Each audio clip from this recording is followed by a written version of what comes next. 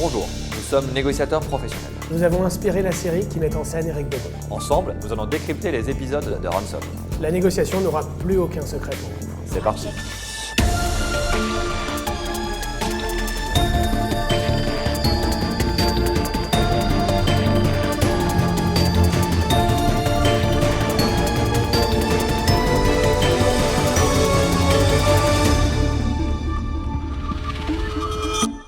Il est en train de tuer ma femme, alors qu'elle a jamais été malade de sa vie. Si Dieu l'a tué, je lui montrerai que moi aussi je peux tuer. Équipe rouge, restez en position. Ça a duré assez longtemps. Capitaine, si vous voulez que ces otages sortent de là vivants, laissez-moi faire mon job.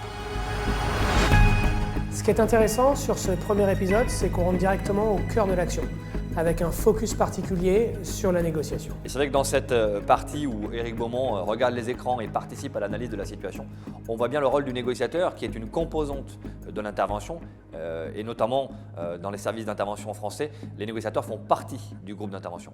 C'est la première étape de toute négociation, c'est savoir à qui on a affaire, comment on va pouvoir se positionner pour créer le lien, créer le premier contact qui va permettre de rentrer dans une logique de négociation. Et tant qu'il y a de l'espoir, on continue la négociation.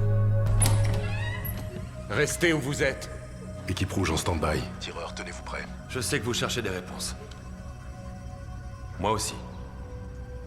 On pourrait les trouver ensemble. Éric rentre dans l'église pour tenter de créer le lien avec le preneur d'otages, avec le ravisseur. C'est une phase très très importante parce que les premiers mots vont être déterminants. Et il va devoir créer la confiance et voir dans quelle mesure il est capable de trouver une solution qui soit satisfaisante pour les deux parties. Sans relation, il n'y a pas négociation. C'est la première chose qu'on tente de faire face à un preneur d'otages. Sans ça, on ne pourra jamais espérer la reddition. Donc tout le travail d'Éric Beaumont, du négociateur, ça va être de créer ce lien, donc cette confiance qui va permettre à terme de trouver une solution satisfaisante.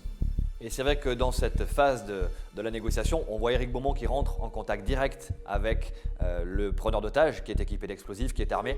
Dans la réalité, on le ferait assez rarement.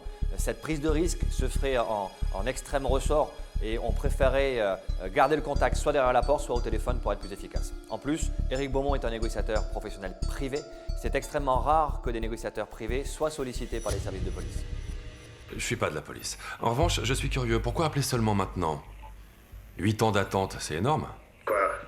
Ses parents veulent plus de lui? À mon avis, ils aimeraient lui parler. Non. Ils vont avoir besoin de la preuve que c'est bien lui que vous avez et qu'il est en bonne santé. Et la photo alors? C'est pas une preuve, ça. On veut de l'ADN. Non. Tant pis pour vous. Bien, à ce stade de la négociation, Éric va demander une preuve de vie. On doit être sûr de parler au vrai ravisseur. Et donc pour ça, il y a plusieurs solutions. Soit on parle directement à la personne kidnappée, soit on lui pose une question à laquelle elle seule peut répondre, ou soit, comme c'est le cas dans l'extrait, Éric va demander un échantillon ADN pour faire une comparaison avec les parents de l'enfant. Techniquement, c'est ce qu'on appelle une décharge de responsabilité. Ce que va faire Éric, c'est qu'il va montrer qu'il est prêt à rentrer en négociation, il est prêt à avancer, mais à une seule condition, c'est que les ravisseurs soient en mesure justement d'apporter cette preuve. Sinon, il ne rentrera pas en négociation. Alors nous avons eu à traiter un cas de kidnapping il y a quelques mois et nous avons demandé une preuve de vie. Ça se passait au Mexique. On n'a jamais eu cette preuve de vie parce que c'était ce qu'on appelle un virtual kidnap. La personne était isolée des moyens de communication mais n'était pas du tout kidnappée. Et si nous n'avions pas pratiqué cette décharge de responsabilité, nous n'aurions pas pu comprendre que le kidnapping était en fait un faux.